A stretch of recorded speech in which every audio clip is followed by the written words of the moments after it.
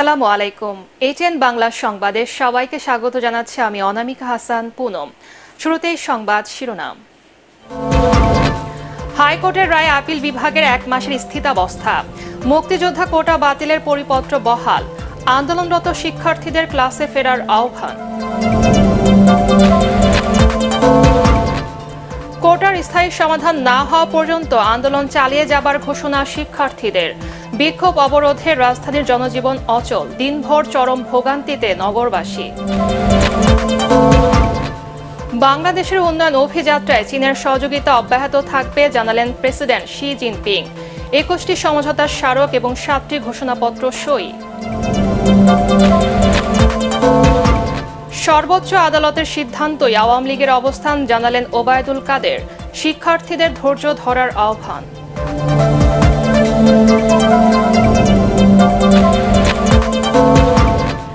এবং ফাঁস করা প্রশ্নে নিয়োগপ্রাপ্তদের শনাক্ত করে চাকরিচ্যুত করার পরামর্শ জনপ্রশাসন বিশ্লেষকদের।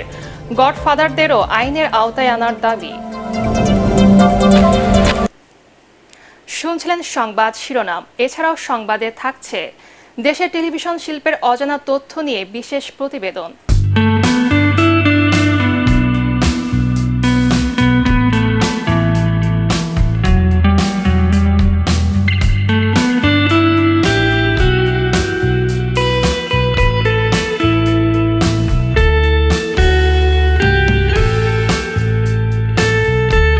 এবারে বিস্তারিত। সরকারি চাকরিতে কোটা বাতিলের সিদ্ধান্ত অবৈধ ঘোষণা করে হাইকোর্টের দেয়া রায়ের উপর 1 মাসের স্থিতাবস্থা দিয়েছে আপিল বিভাগ। প্রধান বিচারপতি ওবায়দুল হাসানের নেতৃত্বে 5 বিচারপতির বেঞ্চে আদেশ দেন। এর ফলে কোটা বাতিল করে 2018 সালের পরিপত্র আপাতত বহাল রইল বলে জানিয়েছেন attorney general M Amin Uddin. আদেশে আন্দোলনরত শিক্ষার্থীদের ক্লাসে ফিরে যেতে বলেছেন সর্বোচ্চ আদালত। আরও জানাচ্ছেন হুমায়ুন চিশতি। সরকারি চাকরিতে কোটা বাতিলের আন্দোলনের মধ্যে এ সংক্রান্ত রায়ের ওপর 4 সপ্তাহ স্থিতাবস্থার আদেশ দিল আপিল বিভাগ। কিছু পর্যবেক্ষণ ও নির্দেশনা দিয়ে সর্বোচ্চ আদালত বলেছেন, কোটা নিয়ে এখন কোনো কথা বলা যাবে না।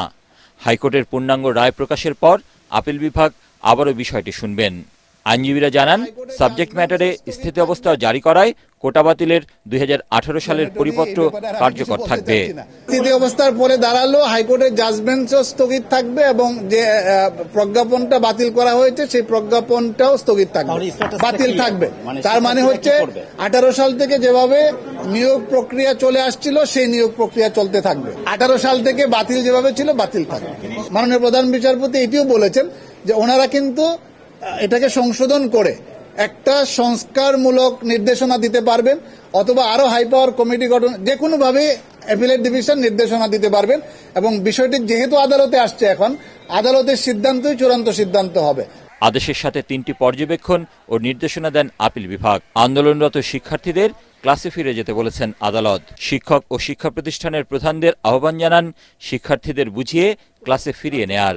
আর আন্দোলনকারীরা চাইলে আদালতে তাদের বক্তব্য উপস্থাপন করতে পারবেন। আদালত যেটা বলছেন যে এর আগেও উনি বলছেন যে আমি যখন ট্রাইব্যুনালে ছিলাম সেই সময় বলছি, আমি আজকেও বলছি, সবসময় আমি এটা বলি, কোনোভাবেই আন্দোলন করে তো রায় পরিবর্তন করা যায় না। রায় পরিবর্তনটা পদ্ধতি আছে। যদি কেউ মনে করে যে এই রায়টা সঠিক হয়নি, তার যদি মনে হয়, সে তখন উচ্চতর আদালতে আসতে পারে।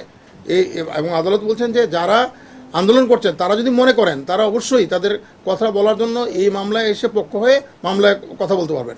এখন আর কোনো যৌক্তিক তাদের কোনো কারণ নেই, তারা অবশ্যই এটা বন্ধ করে তাদের অবস্থানে ফিরে যাওয়া উচিত, কারণ তাদের কোনো আন্দোলন আর করার এবং জনদুর্ভোগ বাড়ানোর কোনো যৌক্তিক কারণ এখন আর নাই। আগামী 2 সপ্তাহের মধ্যে হাইকোর্টের পূর্ণাঙ্গ রায় প্রকাশ পাবে বলে আশা করছেন অ্যাটর্নি জেনারেল। 7 আগস্ট এ বিষয়ে পরবর্তী শুনানির দিন ঠিক করেছেন সর্বোচ্চ আদালত। হুমায়ুন চিশতি, এটিএন বাংলা, ঢাকা। এদিকে কোটা পদ্ধতি সংস্কার স্থায়ী সমাধান না হওয়া পর্যন্ত আন্দোলন চালিয়ে যাবার ঘোষণা দিয়েছে বৈষম্য বিরোধী ছাত্র আন্দোলনের শিক্ষার্থীরা। কোটার যৌক্তিক সংস্কারের দাবিতে সকাল থেকে রাজধানী সহ সারা দেশে সর্বাত্মক অবরোধ কর্মসূচি পালন করছেন তারা। শিক্ষার্থীদের আন্দোলনে কার্যত অচল হয়ে পড়েছে বিভিন্ন সড়ক মহাসড়কের যান চলাচল। বন্ধ হয়ে গেছে ঢাকার সাথে কয়েকটি জেলার রেল যোগাযোগ। আরও জানাচ্ছেন মুশফিকুর রহমান।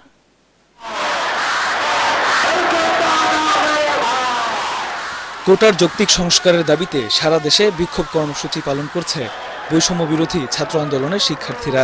বঙ্গবন্ধুর বাংলায় বৈষম্যের ঠাঁই নাই স্লোগানে মুখরিত হয়ে ওঠে রাজপথ। ঢাকা বিশ্ববিদ্যালয়ের কেন্দ্রীয় লাইব্রেরির সামনে থেকে মিছিল নিয়ে শাহবাগে গিয়ে অবস্থান নেন আন্দোলনরত শিক্ষার্থীরা। এছাড়া সকাল সন্ধ্যা সর্বাত্মক অবরোধের অংশ হিসেবে ব্যানার ফেস্টুন হাতে রাজধানীর বিভিন্ন গুরুত্বপূর্ণ সড়কে অবস্থান নেয় শিক্ষার্থীরা। কোটা পদ্ধতি পুনর্বহালে হাইকোর্টের রায় আপিল বিভাগ 1 মাসের জন্য স্থগিত করলে ক্ষুব্ধ প্রতিক্রিয়া জানায় আন্দোলনকারীরা। এ সময় স্থায়ী সমাধান না হওয়া পর্যন্ত রাজপথ ছাড়বেন না বলে ঘোষণা দেন তারা।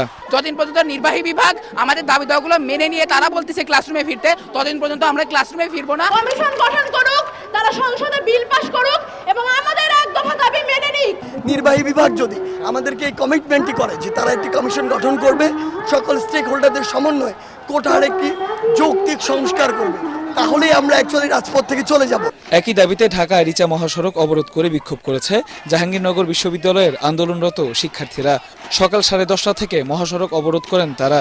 যেখানে মেধাবীরা মাত্র 44% থাকে, 56% কোটা দিয়ে যদি তারা তাদের সিট দখল করে নেয়, আমরা আমাদের এই মেধা দিয়ে এই পরিশ্রমকে কোথায় লাগাবো? প্রত্যেকটি শিক্ষার্থীদের যে পিতামাতা রয়েছে তাদের বাবা মায়ের বড় স্বপ্ন থাকে তাদের ছেলে মেয়ে পড়াশোনা করে একটি ভালো জব করবে, কিন্তু হাইকোর্টের যে রায় তাতে আমাদের হৃদয়ে রক্তক্ষরণ ঘটেছে। কেন্দ্রীয় কর্মসূচির অংশ হিসেবে ঢাকা চট্টগ্রাম রেলপথ অবরোধ করে চট্টগ্রাম বিশ্ববিদ্যালয় সহ কয়েকটি কলেজের শিক্ষার্থীরা। এতে চট্টগ্রামের সাথে অন্যান্য জেলার রেল যোগাযোগ বন্ধ হয়ে যায়। ময়মনসিংহে কোটা বিরোধী বিক্ষোভ শেষে ঢাকা থেকে ছেড়ে যাওয়া জামালপুর দেওয়ানগঞ্জগামী তিস্তা এক্সপ্রেস ট্রেন অবরোধ করে শিক্ষার্থীরা। এতে ঢাকার সাথে ময়মনসিংহের রেল যোগাযোগ বন্ধ হয়ে যায়। এছাড়া রংপুর, যশোর, কুমিল্লা, রাজশাহী, খুলনা সহ দেশের বিভিন্ন স্থানে অবরোধ কর্মসূচি পালন করেছেন শিক্ষার্থীরা। মুশফিকুর রহমান, এটিএন বাংলা। অন্যদিকে রাজধানীর শাহবাগে জাতীয় জাদুঘরের সামনে অবস্থান নিয়ে 2 দাবিতে বিক্ষোভ করছে মুক্তিযুদ্ধ মঞ্চ, মুক্তিযুদ্ধ সংসদ সন্তান কমান্ডো সহ কোটা পদ্ধতি পক্ষের কয়েকটি সংগঠন। সকাল 10টা থেকে জাতীয় জাদুঘরের সামনে অবস্থান নেয় তারা। মুক্তিযোদ্ধাদের অপমান করতে কোটা আন্দোলন করা হচ্ছে বলে দাবি করেন বীর মুক্তিযোদ্ধাদের সন্তানরা। এদিকে শাহবাগ মোড়ে এবং মুক্তিযুদ্ধ মঞ্চের সমাবেশ ঘিরে রেখেছে পুলিশ। এছাড়া শাহবাগে মোতায়েন করা হয়েছে অতিরিক্ত পুলিশ।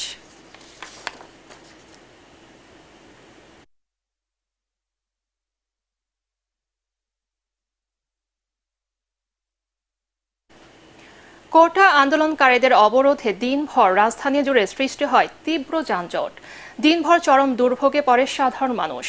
সড়কে শিক্ষার্থীদের অবস্থানে বেশিরভাগ এলাকা কার্যত অচল হয়ে পড়ে। সন্ধ্যার দিকে আন্দোলনকারীরা সরে গেলে শুরু হয় যান চলাচল। আরও জানাচ্ছেন মুস্তাফিজুর রহমান। কোটা সংস্কারের দাবিতে সকাল থেকে রাজধানীর বিভিন্ন পয়েন্টে অবস্থান নেয় আন্দোলনকারীরা।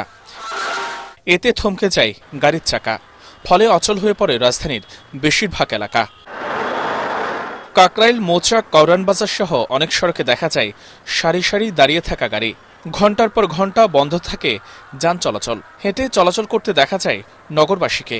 না, গাড়ি তো নাই, গাড়ি তো এখন মাত্র তাদের এই প্রোগ্রাম শেষ হইলো, এখন যদি গাড়ি চলে। অনেক ভোগান্তি হয়েছে, এখনো অনেক ভোগান্তিতে আছি। এখন যাইতে হবে, আমি কমলাপুর যাব মূলত। এই 7-8 ঘন্টা ধরে যে আমি শুরু থেকে। অন্তহীন দুর্ভোগ নিয়ে ক্ষোভ জানান অনেকে, তবে কেউ কেউ দুর্ভোগ পোহালেও শিক্ষার্থীদের আন্দোলনে জানান সমর্থন। 3 ঘন্টা ধরে অপেক্ষা করতেছি। কষ্ট হইলো, দাবিটা আদায় হোক, ভবিষ্যতের জন্য জিনিসটা ভালো হবে। ওদের যৌক্তিক দাবি পূরণ হোক। রাজধানীর পাশাপাশি দেশের বিভিন্ন জেলায় সড়ক অবরোধ করে কর্মসূচি পালন করে শিক্ষার্থীরা। সরকারের কাছ থেকে সন্তোষজনক সিদ্ধান্ত আসলে মাঠ ছাড়ার ঘোষণা তাদের। মুস্তাফিজুর রহমান, এটিএন বাংলা, ঢাকা। বৈষম্যমূলক পেনশন স্কিম বাতিলের দাবিতে আজ টানা 10ম দিনের মতো কর্মবিরতি পালন করছেন সব পাবলিক বিশ্ববিদ্যালয়ের শিক্ষকরা। এতে গত 10 দিন ধরে বন্ধ রয়েছে সকল ক্লাস ও পরীক্ষা। টানা আন্দোলনে ভেঙে পড়েছে বিশ্ববিদ্যালয়গুলোর শিক্ষা ব্যবস্থা। আজও ঢাকা বিশ্ববিদ্যালয়ের কলা ভবনের সামনে বিক্ষোভ করেন শিক্ষকরা। আর বিশ্ববিদ্যালয়ের প্রশাসনিক ভবনের সামনে অবস্থান নিয়ে মিছিল করেন কর্মকর্তা কর্মচারীরা।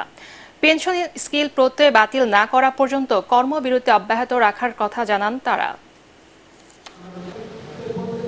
আমরা আশা করি যে সরকার আমাদের দাবিটা জানেন এবং কি আমাদের সাথে আলোচনায় বসেন আমাদের দাবিটি পূরণ হবে বলে আমরা যে 3 দফা দাবি দিয়েছি, প্রত্যেক স্কিমে আমরা বিশ্ববিদ্যালয়ের শিক্ষকরা থাকবো না। আমাদের যে সুপার গ্রেডটি 2015 সালে প্রতিশ্রুত, সেই সুপার গ্রেডটি আমরা চাচ্ছি। যতক্ষণ পর্যন্ত এই প্রজ্ঞাপন প্রত্যাহার করা না হবে ততক্ষণ পর্যন্ত ঢাকা বিশ্ববিদ্যালয় সহ 40টি বিশ্ববিদ্যালয়ের শিক্ষক সমাজ তাদের কর্মক্ষেত্রে ফিরে যাবেন না। সর্বোচ্চ আদালতের সিদ্ধান্তই আওয়ামী লীগের অবস্থান বলে জানিয়েছেন দলের সাধারণ সম্পাদক ওবায়দুল কাদের। আন্দোলনের গতি প্রকৃতি দেখে 2-1 দিনের মধ্যে সরকার ব্যবস্থা নেবে বলেও সতর্ক করেন তিনি। আপিল বিভাগের চূড়ান্ত সিদ্ধান্ত পর্যন্ত ধৈর্য ধরতে শিক্ষার্থীদের প্রতি আহ্বান জানান ওবায়দুল কাদের।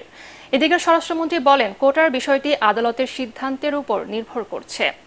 রাজধানীতে আলাদা অনুষ্ঠানে তারা এসব কথা বলেন। বিস্তারিত জানাচ্ছেন সৈয়দ রিয়াজ। তেজগাঁওয়ে ঢাকা জেলা আওয়ামী লীগ কার্যালয়ে মাসব্যাপী সংবাদচিত্র প্রদর্শনীর সমাপনী অনুষ্ঠানে স্বরাষ্ট্রমন্ত্রী বলেন, বঙ্গবন্ধু কন্যার নেতৃত্বে পথ হারাবে না দেশ। তিনি বলেন, ধৈর্য ধরলে কোটা বিরোধীরা ভালো ফলাফল পাবে। আইনশৃঙ্খলা বাহিনী কিংবা দেশের সরকার আপনাদের বিরুদ্ধে নয়, আপনারা রাস্তায় বসে পড়ে জনগণের দুর্ভোগ, আপনার বাবা মা, আপনার আত্মীয় স্বজনও সেই দুর্ভোগে পড়বে। এদিকে ধানমন্ডিতে দলের সভাপতির রাজনৈতিক কার্যালয়ে ব্রিফিংয়ে সমসাময়িক বিষয় নিয়ে কথা বলেন আওয়ামী লীগ সাধারণ সম্পাদক ওবায়দুল কাদের। প্রধানমন্ত্রী চীন সফর সংক্ষিপ্ত করে দেশে ফিরছেন এমন বক্তব্য সঠিক নয় বলে জানান তিনি। প্রধানমন্ত্রী শেখ হাসিনা কন্যা সাইমা ওয়াজেদ হোসেন ঢাকা রয়েছে। তিনি কিছুটা অসুস্থ, সে কারণে মাননীয় প্রধানমন্ত্রী যেহেতু আর প্রোগ্রাম নেই, সেই জন্য তিনি রাতেই চলে আসেন। এ সময় কাদের বলেন, চূড়ান্ত শুনানি শেষে সরকারি চাকুরিতে কোটার বিষয়টি উচ্চ আদালতে সুরাহা হবে। তবে আন্দোলনকারীরা জনভোগান্তি হয় এমন কর্মসূচি থেকে সরে না এলে ব্যবস্থা নেওয়া হবে বলে হুঁশিয়ারি দেন তিনি। আদালতের নির্দেশনা অনুযায়ী আন্দোলনকারী শিক্ষার্থীদের যার শিক্ষা প্রতিষ্ঠানে ফিরে যাওয়ার অনুরোধ করছি। আমরা দেখি, আজকের দিন দেখি, কালকের দিন দেখি। বিশ্ববিদ্যালয়ের শিক্ষকদের সাথে সরকারের অনানুষ্ঠানিক যোগাযোগ চলছে জানিয়ে আওয়ামী লীগ সাধারণ সম্পাদক বলেন, দ্রুতই পেনশন স্কিমের বিষয়টি সমাধান করা হবে। সৈয়দ রিয়াজ, এটিএন বাংলা, ঢাকা। বাংলাদেশের উন্নয়ন অভিযাত্রায় চীনের সহযোগিতা অব্যাহত থাকবে বলে জানিয়েছেন প্রেসিডেন্ট শি জিনপিং। বেইজিংয়ের গ্রেট হলে প্রধানমন্ত্রী শেখ হাসিনার সাথে বৈঠকে রোহিঙ্গা সমস্যার সমাধানে পাশে থাকার আশ্বাস দিয়েছেন তিনি। এর আগে প্রধানমন্ত্রী শেখ হাসিনা ও প্রধানমন্ত্রী লি কিয়াংয়ের মধ্যে অনুষ্ঠিত দ্বিপাক্ষিক বৈঠকে 21টি সমঝোতার স্মারক ও 7টি ঘোষণাপত্র সই করে উভয় দেশ। গ্রেট হল অব দ্য পিপলে বাংলাদেশের সরকার প্রধানকে দেয়া হয় লাল গালিচা সংবর্ধনা। বেইজিং থেকে বিস্তারিত জানাচ্ছেন আপিল মাহমুদ। বেইজিং সফরের শেষ দিন বিকেলে গ্রেট হল অব দ্য পিপলে চীনের প্রেসিডেন্ট শি জিনপিং এর সাথে সাক্ষাৎ করেন প্রধানমন্ত্রী শেখ হাসিনা। এ সময় রোহিঙ্গা প্রত্যাবাসন, দ্বিপাক্ষিক ব্যবসা বাণিজ্য সহ নানা বিষয়ে আলোচনা করেন দুই শীর্ষ নেতা। পরে ব্রিফিংয়ে পররাষ্ট্রমন্ত্রী ডক্টর হাসান মাহমুদ জানান, প্রধানমন্ত্রীর চীন সফর শতভাগ সফল হয়েছে। চাইনিজ প্রেসিডেন্ট তিনি স্পষ্ট করে বলেছেন যে তোমাদেরকে আমরা অর্থনৈতিক সহায়তার ক্ষেত্রে আমরা grant, interest free loan, concessional loan এবং কমার্শিয়াল লোন এই নিয়ে আমরা একটি প্যাকেজ তোমাদেরকে দিব এবং এই লক্ষ্যে দুই দেশের টেকনিক্যাল কমিটি কাজ করে সেটি ফাইনালাইজ করবে। মিয়ানমার ইস্যুতে জোরালো ভূমিকা রাখার কথা বলেন প্রেসিডেন্ট শি জিনপিং। জানান, মিয়ানমার সরকারের পাশাপাশি প্রয়োজনে আরাকান আর্মির সাথে আলোচনা করবে চীন। বাংলাদেশ যে রোহিঙ্গাদের আশ্রয় দিয়েছে সেজন্য বাংলাদেশকে ধন্যবাদ জানানোর পাশাপাশি এই সমস্যার সমাধান করবে তারা সর্বতোভাবে সহায়তা করবে বলে জানিয়েছেন। চায়নার প্রধানমন্ত্রী দুপুরবেলা বলেছেন, সকালবেলা, এবং চায়নার মাননীয় রাষ্ট্রপতিও একই কথা পুনরুল্লেখ করেছেন। এদিকে সকালে গ্রেট হলে প্রধানমন্ত্রী শেখ হাসিনা ও প্রধানমন্ত্রী লি কিয়াংয়ের মধ্যে অনুষ্ঠিত দ্বিপাক্ষিক বৈঠকে প্রাধান্য পায় রোহিঙ্গা ইস্যু, দুই দেশের ব্যবসা বাণিজ্য, দ্বিপাক্ষিক সম্পর্ক ও সহযোগিতা সহ আঞ্চলিক এবং আন্তর্জাতিক নানা বিষয়। পরে দুই প্রধানমন্ত্রীর উপস্থিতিতে অবকাঠামো উন্নয়ন, ডিজিটাল অর্থনীতি, বাণিজ্যিক বিনিয়োগ, অর্থনৈতিক ও ব্যাংকিং খাতে সহায়তা সহ 21টি সমঝোতা স্মারক ও 60টি ঘোষণাপত্র সই করে বাংলাদেশ ও চীন, যার মধ্যে নবায়ন করা হয়েছে 2টি সমঝোতা স্মারক। এর আগে গ্রেট হল অব দ্য পিপলে প্রধানমন্ত্রী শেখ হাসিনাকে উষ্ণ অভ্যর্থনা জানান প্রধানমন্ত্রী লি কিয়াং। দেয়া হয় লাল গালিচা সংবর্ধনা। চীনের সশস্ত্র বাহিনীর চৌকস দল বাংলাদেশের সরকার প্রধানকে জানায় গার্ড অব অনার। বাংলাদেশ এবং চীনের সম্পর্ক সম্মান আর সহযোগিতার। দেশে যেসব মেগা প্রকল্প বাস্তবায়ন হয়েছে সেক্ষেত্রে অন্যতম গুরুত্বপূর্ণ ভূমিকা রেখেছে চীন। আজকের এই দ্বিপাক্ষিক বৈঠকের মাধ্যমে আগামীতে এই সহযোগিতার ধারা অব্যাহত থাকবে বলে মনে করছেন সংশ্লিষ্টরা। Appeal Mahmud, ATN Bangla, Beijing, চীন। পিএসসির ফাঁস করা প্রশ্নে নিয়োগপ্রাপ্তদের শনাক্ত করে চাকরিচ্যুত করার পরামর্শ দিয়েছেন জনপ্রশাসন বিশ্লেষকরা। পিএসসির দায়িত্বে থাকা নীতি নির্ধারকরাও প্রশ্ন ফাঁসের দায় এড়াতে পারেন না বলে মনে করেন শিক্ষাবিদরা। পিএসসির গাড়ি চালক আবেদ আলীর মতো দুর্নীতিবাজদের ধরার পাশাপাশি গডফাদারদেরও আইনের আওতায় আনার দাবি তাদের। মিজান শাহজাহানের রিপোর্ট। 12 বছরে বিসিএস সহ নন ক্যাডার নিয়োগ পরীক্ষার অন্তত 30টি প্রশ্ন ফাঁস করার অভিযোগে গ্রেপ্তার হয়েছে পিএসসির সাবেক গাড়ি চালক আবেদ আলী সহ বেশ কয়েকজন। এরই মধ্যে 7 জন আদালতে স্বীকারোক্তিমূলক জবানবন্দি দিয়েছে। টাকার বিনিময়ে প্রশ্ন কিনে বিসিএস ক্যাডার হয়ে কিংবা নন ক্যাডারে যারা সরকারি চাকরি করছেন তাদের নৈতিকতা নিয়ে প্রশ্ন তোলেন জনপ্রশাসন বিশ্লেষক আবু আলম মোহাম্মদ শহীদ খান। যারা এই প্রশ্নপত্র ফাঁসের জন্য টাকা খরচ করেছেন এবং তারপরে প্রশ্নপত্র পেয়েছেন, পরীক্ষা দিয়েছেন এবং সেই কারণে তারা চাকরি পেয়েছেন, সুতরাং তাদেরকে খুঁজে বের করতে হবে। খুঁজে বের করে তাদেরকে এই অনৈতিক কাজ করার জন্য চাকরি থেকে অবশ্যই বিদায় করে দিতে হবে। সেটা করলেই অন্যরা সজাগ হয়ে যাবেন যে ফাঁস করা প্রশ্নপত্রে পাশ করার পর যদি কোনোদিন এটা প্রকাশ পায় তখন আমার যে চাকরিটা আমি করছি সেই চাকরিটা থাকবে না। বিশ্ববিদ্যালয় মঞ্জুরি কমিশনের সাবেক চেয়ারম্যান এমিরিটাস অধ্যাপক একে আজাদ চৌধুরী বলেন, প্রশ্ন ফাঁসের সময় দায়িত্বে থাকা পিএসসির চেয়ারম্যান ও সদস্যরা দায় এড়াতে পারেন না।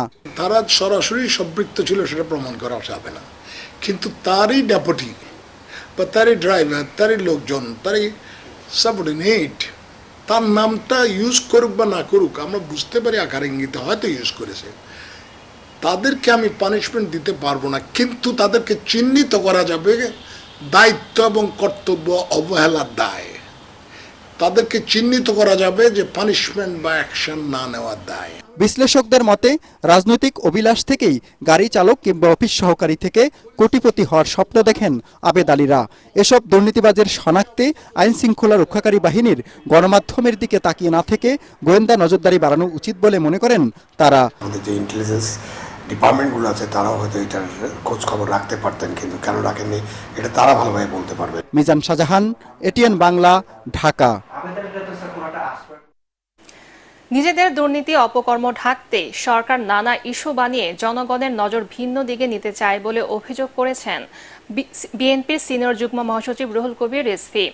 দলের চেয়ারপারসন বেগম খালেদা জিয়ার রূপ মুক্তি কামনায় রাজধানীর রামপুরার একটি মাদ্রাসায় মৎস্যজীবী দলের দোয়া মাহফিলে তিনি একথা বলেন।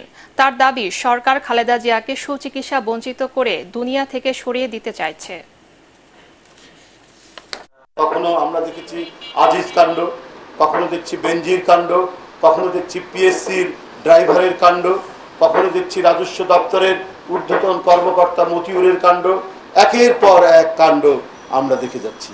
আর এই ইস্যুগুলো অত্যন্ত পরিকল্পিতভাবে তৈরি করছেন। এগুলো প্রত্যেকটার পিছনে পরিকল্পিতভাবে এই সরকারের হাত রয়েছে এবং এই সরকার এটির জন্য দায়ী।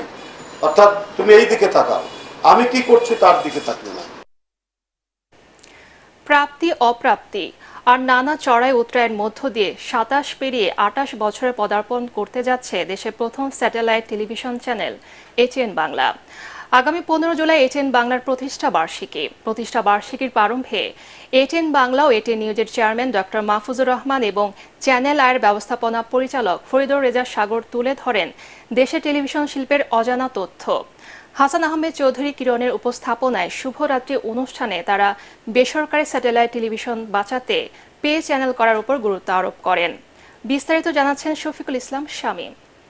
সমস্যা যেটা পড়লাম দেশের বেসরকারি স্যাটেলাইট টেলিভিশন জগতে দুই কিংবদন্তি এটিএন বাংলা ও এটিএন নিউজের চেয়ারম্যান ডক্টর মাহফুজুর রহমান এবং চ্যানেল আই এর ব্যবস্থাপনা পরিচালক ফরিদুর রেজা সাগর নানান ব্যস্ততার পরেও এটিএন বাংলার 15 জুলাইয়ের প্রতিষ্ঠাবার্ষিকী উপলক্ষে আয়োজিত বিশেষ আলোচনা অনুষ্ঠানে আবারও দুজন একই টেবিলে। হাসান আহমেদ চৌধুরী কিরণের উপস্থাপনায় আলোচনা অনুষ্ঠানে স্যাটেলাইট টেলিভিশনের শুরুর দিককার নানা চ্যালেঞ্জের কথা তুলে ধরেন তারা। অত্যন্ত ঝুঁকিপূর্ণ সেই সময়ের জন্য বলা হয় যে এই স্যাটেলাইট টেলিভিশন যেটি প্রতিষ্ঠা করবার জন্য আপনি স্বপ্ন দেখেছেন, চেষ্টা করেছেন, বাস্তবায়ন করেছেন এবং আপনার সে ধারাবাহিকতা এখন অনেকগুলি টেলিভিশন শুরু হয়েছে। আপনি কি সেই পথ পরিক্রমা যখন শুরু করেছিলেন সেই সময়কার কথাগুলো আপনার স্মৃতিতে কোনোভাবেই আপনি উল্লেখ করতে চান কিনা এবং একই সাথে কতখানি চ্যালেঞ্জিং ছিল সেই শুরু করাটা? সেই সময় যে সবচেয়ে বড় সমস্যা যেটা পড়লাম যে টেকনিশিয়ান টোটালি ছিল না, কোনো ইঞ্জিনিয়ার নেই, স্যাটেলাইটের কোনো অভিজ্ঞতা কারোই ছিল না। তাছাড়া 24 ঘন্টা প্রোগ্রাম চালাতে হলে যেরকম লোকবল দরকার, স্টুডিও দরকার, এত কিছু তো তখন ছিল না। মাত্র আমরা 5টা ক্যামেরা নিয়ে শুরু করি।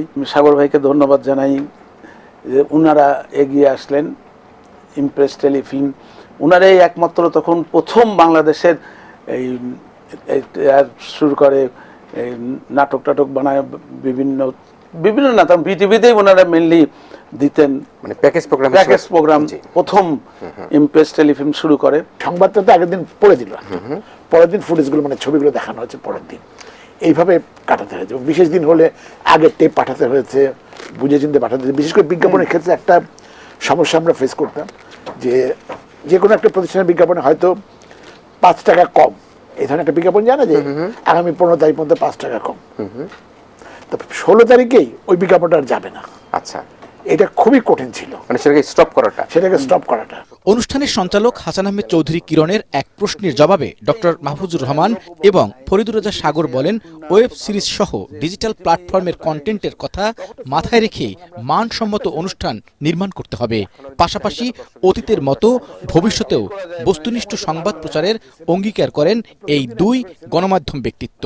টিআরপি বাড়াতে গিয়ে কোনো কারণে যাতে অসম সংবাদ পরিবেশিত না হয়, সেই জায়গাটা কিভাবে বিশ্লেষণ? না, ওইভাবে কিন্তু টিআরপি, কারণ ওই সময়ের জন্য হয়তো ওইটুকু বাড়ে, তারপর তো আবার সাধারণ অবস্থা ফিরে আসে। এই দায়বদ্ধতা কিন্তু টেলিভিশন, ব্যবসা করার জন্য তো অনেক কিছু আছে, সেই ব্যবসা না করে যে টেলিভিশন করছে সেটা তো সমাজের প্রতি, দেশের প্রতি একটা দায়িত্ববোধ থেকেই করা হচ্ছে। কতগুলো ভুয়া হেডিং দিয়ে যে নিউজ চালু হয়েছে, এটা কিন্তু ইন ফিউচার খুব শীঘ্রই কিন্তু অবশ্যই দর্শকরা কিন্তু বুঝে যাবে যে হেডিং থাকতেছে এমন যে নিউজ নাই কিছু। তো এই জিনিসগুলি আস্তে আস্তে লোকে বোঝা শুরু করছে এবং আমার মনে হয় এটা আমাদের চ্যানেলের মালিকদের জন্য একটা ভালো হতে পারে যে দর্শক কিন্তু আস্তে আস্তে আবার টেলিভিশনমুখী হয়ে যাবে। এর আগে এটিএন বাংলার কার্যালয়ে প্রতিষ্ঠানটির চেয়ারম্যান ডক্টর মাহফুজুর রহমানকে ফুলেল শুভেচ্ছা জানান ফরিদুর রেজা সাগর। একই সাথে ফরিদুর রেজা সাগরকে ফুলেল শুভেচ্ছা জানান ডক্টর মাহফুজুর রহমান। এ সময় এটিএন বাংলা ও চ্যানেল আই এর ঊর্ধ্বতন কর্মকর্তারা উপস্থিত ছিলেন। শফিকুল ইসলাম শামীম, এটিএন বাংলা, ঢাকা। স্থায়ীভাবে মাদকের অবাধ ব্যবহার এবং মাদক নির্মূল করতে মাদকের সরবরাহ উৎস খুঁজে বের করতে হবে। রাজধানীর সিরডা মিলনায়তনে মাদকাসক্তি অপরাধ নাকি মানসিক রোগ শীর্ষক সেমিনারে মাদক দ্রব্য নিয়ন্ত্রণ অধিদপ্তর, আইন শৃঙ্খলা রক্ষাকারী বাহিনী সহ দেশের সব সচেতন নাগরিককে মাদকের বিরুদ্ধে অবস্থান গ্রহণ করার আহ্বান জানান স্থানীয় সরকার মন্ত্রী মোহাম্মদ তাজুল ইসলাম। এ সময় মাদকাসক্তি রোধে সাপ্লাই চেইনগুলো বন্ধ করার তাগিদ দেন বক্তারা। সেই সাথে বাচ্চাদের বেড়ে ওঠার সঠিক পরিবেশ নির্বাচন করার পরামর্শ দেন তারা।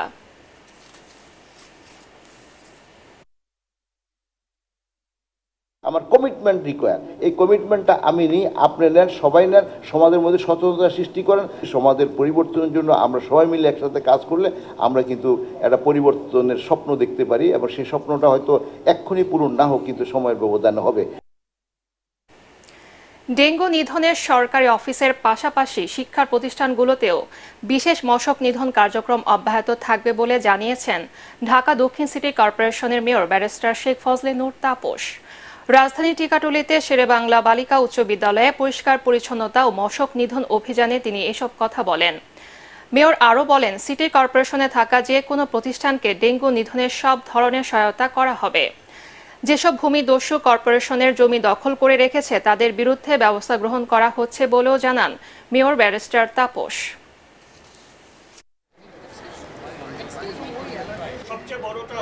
ভূমিদস্যুরা আমাদের এই জমিগুলো বিভিন্ন সময় এসে দখল করেছে, মাদকের আখড়া বানিয়েছে, অপরাধের জগৎ বানিয়েছে, কিশোর গ্যাং পালন করছে। তাদেরকে তো আমাদের এখানে তাদের তো কোনো অধিকার নেই। এবারে আল আরাফা ইসলামী ব্যাংক অর্থ সংবাদ।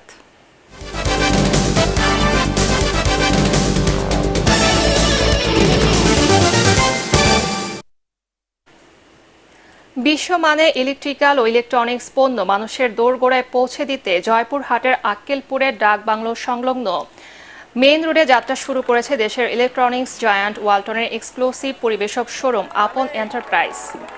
এর উদ্বোধন করেন ওয়ালটনের সিনিয়র এক্সিকিউটিভ ডিরেক্টর ও জনপ্রিয় চিত্রনায়ক আমিন খান এবং ওয়ালটন ডিস্ট্রিবিউটর নেটওয়ার্কের head of sales Firoz Alam. উদ্বোধনী অনুষ্ঠানে আরও উপস্থিত ছিলেন আক্কেলপুর পৌরসভার মেয়র শহীদুল আলম চৌধুরী, ওয়ালটনের senior executive director Shahjalal Hossain Limon, executive director Shahiduzzaman Rana সহ স্থানীয় গণ্যমান্য ব্যক্তিবর্গ। শোরুমটিতে ওয়ালটন ব্র্যান্ডের সর্বাধুনিক প্রযুক্তি ও ফিচারের ব্যাপক বিদ্যুৎ সাশ্রয়ী fridge, TV, AC, washing machine, laptop, computer, mobile phone সহ ইলেকট্রনিক্স ও কিচেন অ্যাপ্লায়েন্স পণ্য সামগ্রী পাওয়া যাচ্ছে। উদ্বোধন উপলক্ষে ওয়ালটনের যে কোনো পণ্য কেনায় ক্রেতাদের 10% ছাড় দেওয়া হচ্ছে, যা চলবে জুলাই মাস জুড়ে।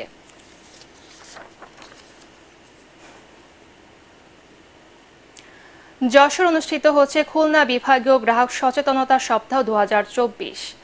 ব্যাংকিং সচেতনতা বাড়াতে বাংলাদেশ ব্যাংকের financial integrity and customer services department FICSD ও ঢাকা ব্যাংক PLC যৌথভাবে এর আয়োজন করে।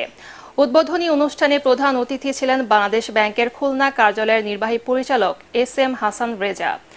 বিশেষ অতিথি ছিলেন ঢাকা ব্যাংকের ভারপ্রাপ্ত ব্যবস্থাপনা পরিচালক KM শাহনেওয়াজ, বাংলাদেশ ব্যাংকের নির্বাহী পরিচালক মোহাম্মদ সিরাজুল ইসলাম ও পরিচালক শাইমা ইসলাম। অনুষ্ঠানে সভাপতিত্ব করেন বাংলাদেশ ব্যাংকের financial integrity and customer services ডিপার্টমেন্টের পরিচালক আবু হেনা হুমায়ুন কবির।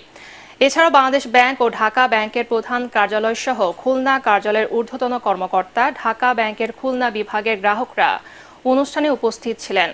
5 দিনব্যাপী গ্রাহক সচেতনতা সপ্তাহ শেষ হবে বৃহস্পতিবার।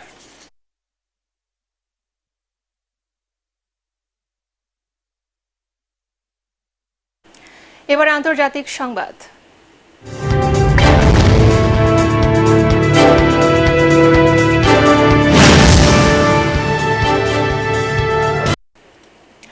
রাশিয়া বিশ্ব মানচিত্র থেকে ইউক্রেনকে মুছে ফেলতে চাইলেও দেশটি পুতিনকে থামাতে পারবে বলে মন্তব্য করেছেন মার্কিন প্রেসিডেন্ট জো বাইডেন। আলোচিত পশ্চিমা জোট ন্যাটোর 75তম শীর্ষ সম্মেলনে দেয়া বক্তৃতায় তিনি কথা বলেন।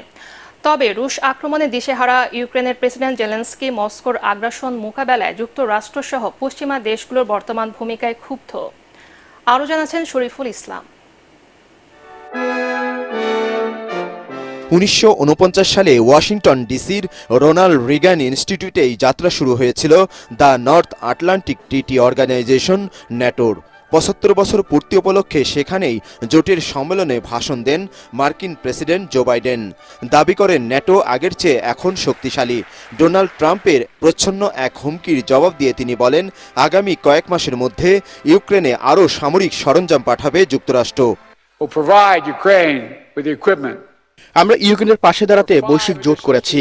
পুতিনের হাত থেকে ইউক্রেনকে রক্ষায় আরো ট্যাঙ্ক, সাজোয়া যুদ্ধযান, বিমান প্রতিরক্ষা সিস্টেম ও দূরপাল্লার ক্ষেপণাস্ত্র পাঠাবো। এ সময় তিনি বলেন, ইউক্রেনের গণতন্ত্র ও সংস্কৃতিকে ধ্বংস করতে চায় পুতিন, তাই যে কোনো উপায়ে তাকে থামাতে হবে। পুতিন ইউক্রেনে আক্রমণ বন্ধ করবে না, কাজেই কোনো ভুল করা যাবে না। ইউক্রেনই পুতিনকে থামাতে পারে এবং দেশটি তা করবেই। ন্যাটোর শীর্ষ সম্মেলনে জোটের সদস্য দেশের নেতাদের পাশাপাশি যোগ দেন ইউক্রেনের প্রেসিডেন্ট জেলেনস্কি। এ সময় মার্কিন সামরিক সহায়তার ধীরগতির সমালোচনা করেন তিনি। রাশিয়া আক্রমণ প্রতিহত করতে বিশ্বকে যুক্তরাষ্ট্রের নভেম্বরে প্রেসিডেন্ট নির্বাচনের জন্য আর অপেক্ষা করা উচিত নয়। আমাদের এখন শক্তিশালী এবং আপোষহীন হতে হবে। এদিকে ইউক্রেনে আরও অস্ত্র গোলাবারুদ পাঠাতে ন্যাটো সদস্য দেশগুলোর প্রতি অনুরোধ জানিয়েছেন জোট প্রধান। Ukraine has shown remarkable courage, and NATO allies have provided unprecedented support. সপ্তাহ জুড়ে ইউক্রেনে রাশিয়ার হামলা জোরদার এবং ভারতের প্রধানমন্ত্রীর মস্কো সফরের ঘটনায় আবারও নড়েচড়ে বসেছে পশ্চিমা দেশগুলো। শরীফুল ইসলাম, এটিএন বাংলা। এবার পার্টেস খেলার খবর।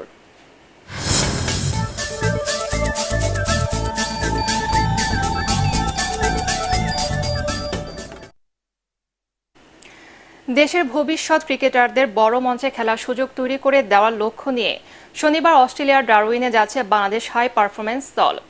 এইচপি দলের চেয়ারম্যান ও বাংলাদেশ টেস্ট দলের প্রথম অধিনায়ক নাইমুর রহমান দুর্জয় বলেন, ভবিষ্যতের জন্য খেলোয়াড় তৈরি করার জন্যই এই অস্ট্রেলিয়া সফর। 1 মাসেরও দীর্ঘ সফরে এইচপি দল লঙ্গার ভার্সন, ওয়ানডে এবং টি-20 সব ধরনের ক্রিকেটই খেলবে। পরাগ আরমানের রিপোর্ট। বাংলাদেশ ভবিষ্যৎ ক্রিকেট দল অর্থাৎ বাংলাদেশ হাই পারফরম্যান্স এইচপি দল অস্ট্রেলিয়া খেলতে যাচ্ছে। সেখানে তারা 2টি 4 দিনের ম্যাচ, 3টি ওয়ানডে এবং স্থানীয় টি-20 টুর্নামেন্ট বিগ ব্যাশের প্রস্তুতি টুর্নামেন্টও খেলবেন। সফরের প্রাক্কালে ফটো সেশন শেষে এইচপি দলের চেয়ারম্যান নাইমুর রহমান দুর্জয় জানান, অস্ট্রেলিয়া সফরটা ভবিষ্যৎ খেলোয়াড়দের জন্য অনেক বড় একটা সুযোগ। এই সুযোগ কাজে লাগানোর পরামর্শ দেন তিনি ক্রিকেটারদের। এখান থেকে প্লেয়ারদের প্রিপেয়ার হওয়ার বা এখানে প্লেয়ারদেরকে ভবিষ্যতের জন্য তৈরি করাটা হচ্ছে উদ্দেশ্য। তারপরে যদি আমরা টুর্নামেন্টে ট্রফি জিতি সেটা তো অবশ্যই অনেক ভালো হবে এবং আমাদের জন্য অনেক আনন্দের হবে। অস্ট্রেলিয়ার সফরে ভালো করে দেশের জন্য সুনাম বয়ে আনার চেষ্টা করবেন বলে জানান খেলোয়াড়রা। সেই সাথে এই সফরকে ভবিষ্যতে জাতীয় দলে প্রবেশের ছাড়পত্র বলে মানছেন তারা। আমি ট্রাই করব যে ওইখানে গিয়ে যে কন্ডিশন আছে ওইটাকে খুব তাড়াতাড়ি অ্যাডাপ্ট করে নেওয়ার জন্য, যাতে পারফরমেন্সটা খুব ভালো করতে পারি বা দেশকে ভালো কিছু দিতে পারি। যেখানে খেলি না কেন, সো এখানে একটা অপরচুনিটি আসছে, এখানেও ইনশাল্লাহ চেষ্টা করব, নিজের শতভাগ দিয়ে চেষ্টা করব। আমাদের জন্য এই ট্যুরটা অনেক হেল্পফুল হবে ইন টার্মস অফ কন্ডিশন জানা বুঝা এবং ওই কন্ডিশনে অ্যাডজাস্ট করে খেলার জন্য। বাংলাদেশ টেস্ট দলের প্রথম অধিনায়ক দুর্জয় জানান, ভবিষ্যতের ক্রিকেটার তৈরির জন্যই এই সফরের আয়োজন। প্রসেস বা অপরচুনিটি। পরাগ আরমান, এটিএন বাংলা, ঢাকা। শেষ করার আগে সংবাদ শিরোনাম আরেকবার। হাইকোর্টের রায় আপিল বিভাগের 1 মাসের স্থিতাবস্থা। মুক্তিযোদ্ধা কোটা বাতিলের পরিপত্র বহাল। আন্দোলনরত শিক্ষার্থীদের ক্লাসে ফেরার আহ্বান। কোটার স্থায়ী সমাধান না হওয়া পর্যন্ত আন্দোলন চালিয়ে যাবার ঘোষণা শিক্ষার্থীদের। বিক্ষোভ অবরোধে রাজধানীর জনজীবন অচল। দিনভর চরম ভোগান্তিতে নগরবাসী। বাংলাদেশের উন্নয়ন অভিযাত্রায় চীনের সহযোগিতা অব্যাহত থাকবে জানালেন প্রেসিডেন্ট শি জিনপিং। 21টি সমঝোতা স্মারক এবং 7টি ঘোষণাপত্র সই। সর্বোচ্চ আদালতের সিদ্ধান্তই আওয়ামী লীগের অবস্থান জানালেন ওবায়দুল কাদের। শিক্ষার্থীদের ধৈর্য ধরার আহ্বান।